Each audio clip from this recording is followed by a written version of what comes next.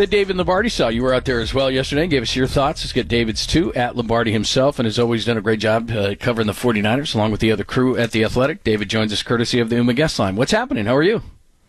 Hey, I'm doing well. How are you guys doing? Yeah, we're good, man. What are your observations so far? What jumps out? Nick Bosa is yoked. Man. Duh. Thank you, Captain Obvious. It was funny. He was wearing this shirt that looked like it was ripped just because he was too big for the shirt. It was pretty funny the other day. But that is the annual tradition. You see how good a shape Nick Bosa's in every time that he shows up, whenever it be, and this is earlier than normal. In 2019, that was the last time I think that he was at OTAs, the voluntary portion of the off-season program, and he strained his hamstring in the second practice, and then they shut him down until training camp. And 2020, as you heard in the Kyle Shanahan clip that you just played, was the COVID year, so there was no voluntary off-season program. Then in 2021, Bosa was rehabbing from the ACL. 2022, I suppose he had a chance to be at the voluntary program, but he actually said that when he's at the 49ers facility, it's like recovery time because he's working harder with Joey back in their private gym in Fort Lauderdale. So he's like, okay, fine, I'll take a vacation and show up to OTAs. I don't know how many guys can say that they're working harder away from the facility than at the facility, but Bosa's one of them. Obviously, in 2023, he's dealing with the contract, so he didn't show up until the mandatory minicamp. But this year, it was important to Kyle Shanahan for Bosa to be there. I think one of the main reasons was that they have 6 new defensive linemen on the roster, and there's going to be significant turnover. I don't think that the D-line was proud of its performance, especially against the run this past year. They definitely want to change some things. So for Kyle, it was really important for Bosa to be there in this offseason program, and Nick agreed with him. Now, at the same time, Joey found it necessary to be down in L.A. because Jim Harbaugh and a new regime has taken over the Chargers, so Nick was going to be lonely working out at the gym in Fort Lauderdale anyway, so they're both out on the West Coast now.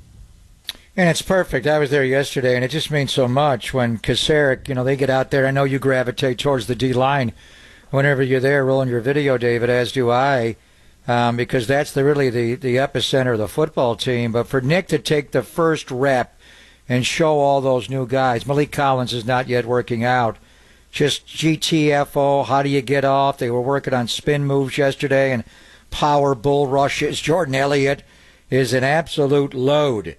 But what are you seeing from the new guys? If you saw Elliott much, the former Cleveland Brown, Gross Matos, obviously he's a bigger edge guy than Leonard Floyd. He's just lanky. He's got skinny legs, but he knows how to set the edge. What have you seen from the new crop of D linemen around Nick?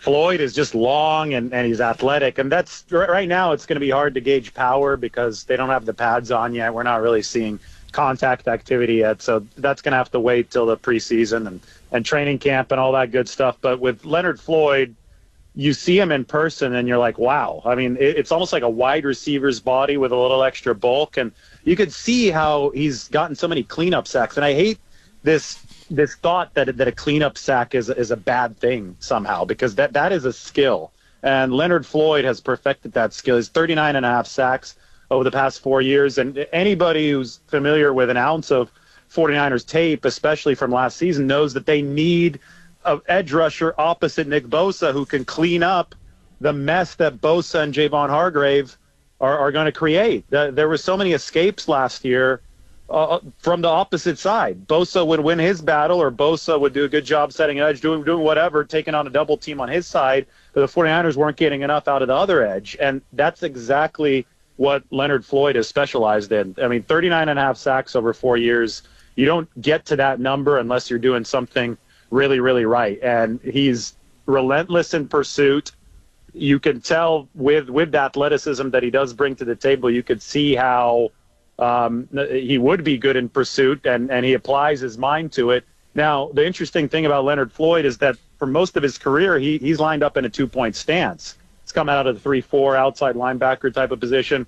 Last year in Buffalo might have been the highest rate of 3-point stance that we've seen from Leonard Floyd. He was about 50-50 between the 3 and the 2-point stance. It's going to be a lot more 3 with the 49ers than I think at any other point of his career. But what the 49ers saw on tape in Buffalo last year, he had the 10.5 sacks. He was putting a hand down on the dirt. I think they were confident that he's going to fit really well in this scheme. And, hey, they may even throw in some wrinkles from the Brandon Staley 3-4 days, some Vic Fangio wrinkles, because Staley is on this staff now. And I'll tell you what, Staley, he just glows whenever he gets to talk about Leonard Floyd, who he's coached twice with the Bears and then with the Rams. So I think that Leonard Floyd's the type of player that can cross the bridge the gap, I guess, for the 49ers between what they've run, and what they're going to continue to run under Nick Sorensen and what they might implement, some of the fresh ideas under Brandon Staley.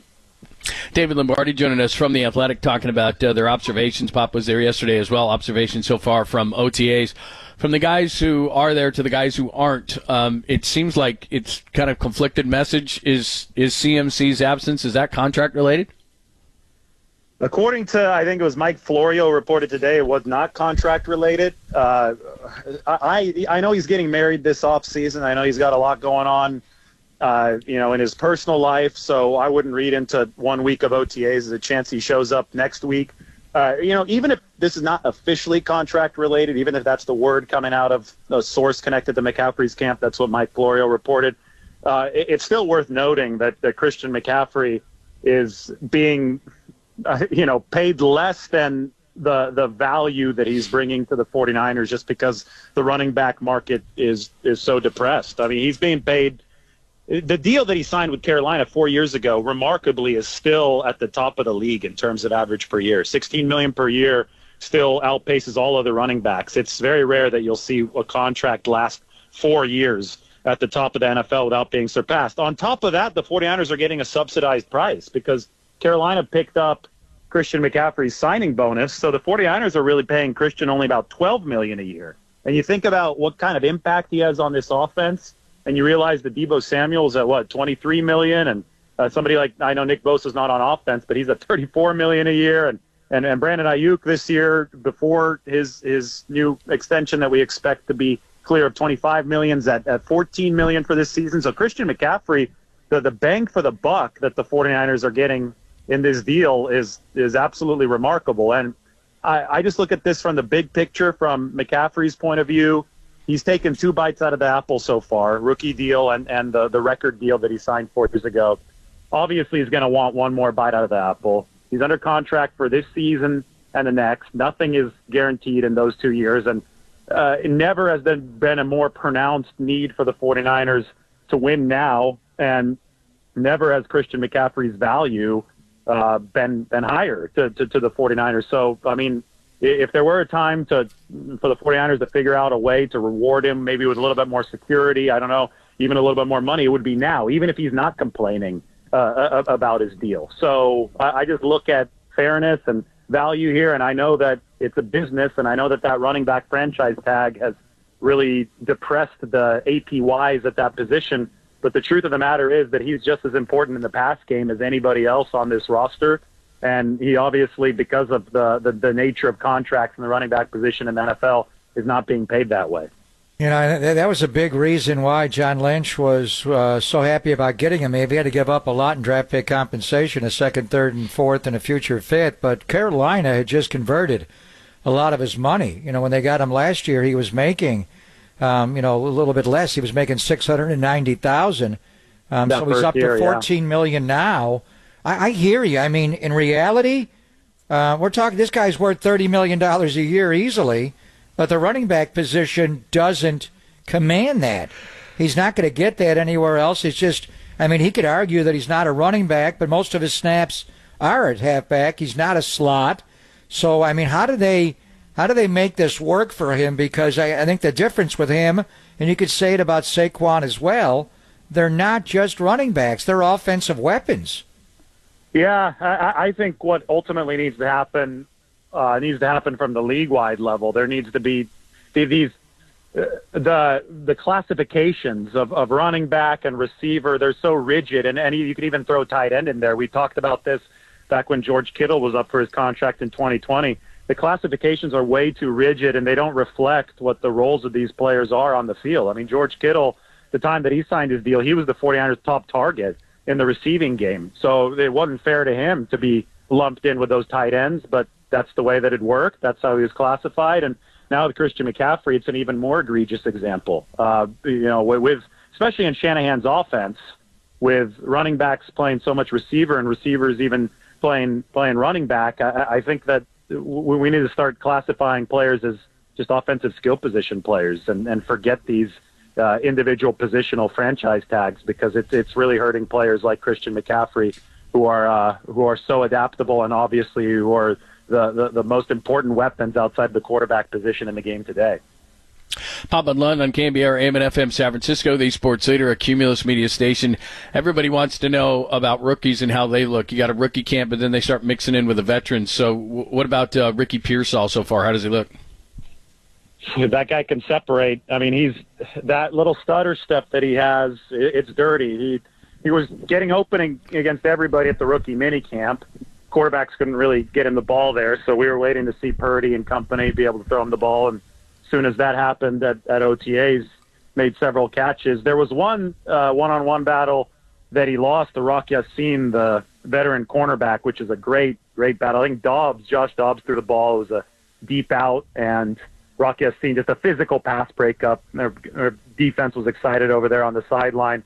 But in his other work, and it was mainly against Ambry Thomas, Pearsall looked really, really good. The one that really, really stood out to me was I watched him come off the line of scrimmage, and I thought he was going to go deep. And I was already kind of tracking what a potential deep pass would look like. That's where my eyes were going. And all of a sudden, I saw the throw come toward the sideline where I was standing, and it wasn't a deep pass. It was a comeback. And Pearsall had generated about 12 yards of separation against Ambry Thomas, because I guess I didn't see the break, but I guess he just stopped on a dime and came back to the football and made the catch. And, based on all the other movements that I've seen from him, it was an impressive route. So the question for him, and we've talked about this already a couple times, is going to be, how does he handle the physicality of the NFL game? I think there's every indication to believe that he's going to handle it well. I think he's got that strong base, big quads. He was physical in college. It's just everybody sees the weight. They see 189, 190 pounds, and they're naturally going to be concerned.